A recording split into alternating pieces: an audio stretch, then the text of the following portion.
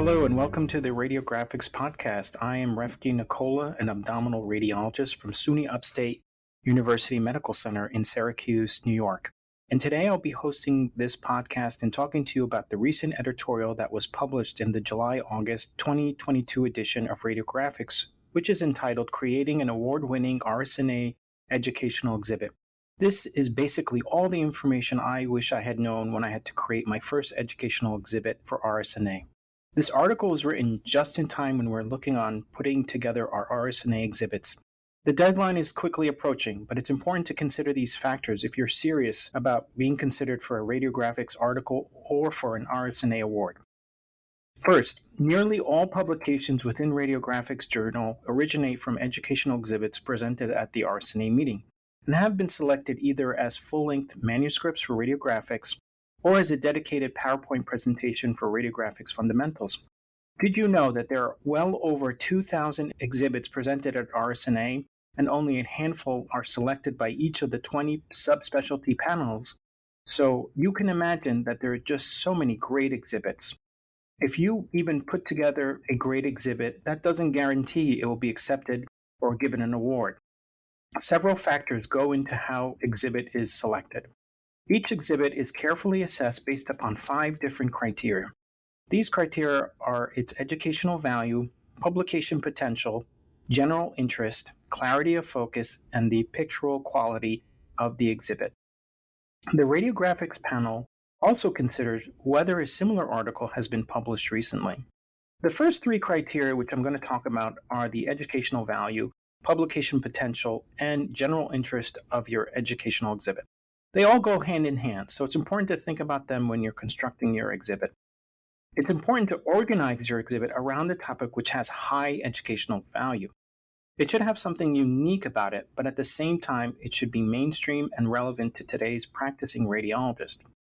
I would encourage you to avoid any esoteric topics which would not appeal to a general audience.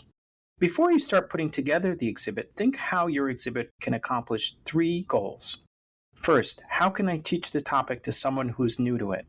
What lessons can I impart to a radiologist who has already had some experience? What unique twists can I give to my exhibit different from others? This can be the method of teaching, a new diagnostic algorithm, or unique cases or teaching points. If you accomplish these goals, you are well on your way to an award-winning exhibit.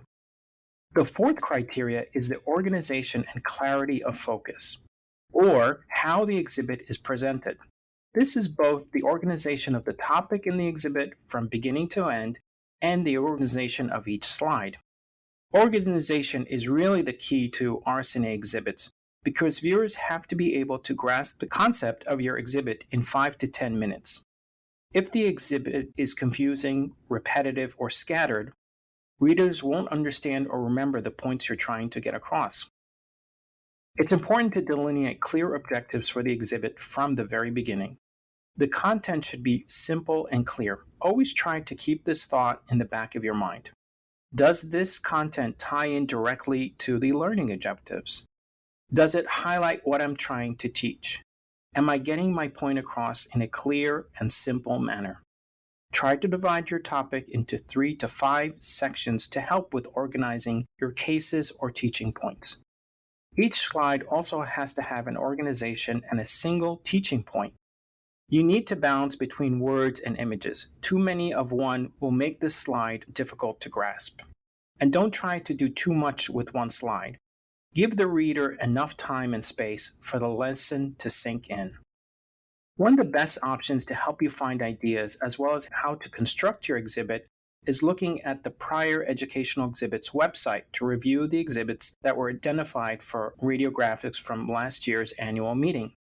This is very helpful to give you examples of exhibits that were successful.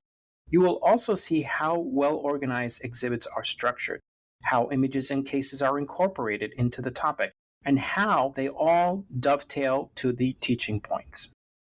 The last but not least criteria is the quality of the images. This means you need to select images which highlight the point you're trying to get across. Try to have each image show 1 or 2 main findings and avoid any distracting incidental findings. The images must be high resolution and windowed appropriately. It's also very important to annotate the images color-coded to your findings. You don't want to show an image which is difficult to see and has no labels. Also, exhibits that are filled with radiology images and even have intraoperative or pathology images are considered very highly by both the radiographics panelists and the readers at RSNA. Illustrations and drawings can also be helpful to highlight your teaching points. Homemade drawings are okay, as long as they're clean and legible. You may use one or two illustrations you found from outsources as long as they are credited. However, it's important that the radiology and pathology image originate from your home institution. Do not use images from the literature or from the internet. As a final point, it's very important to check your exhibit a few times for its accuracy and its scientific content.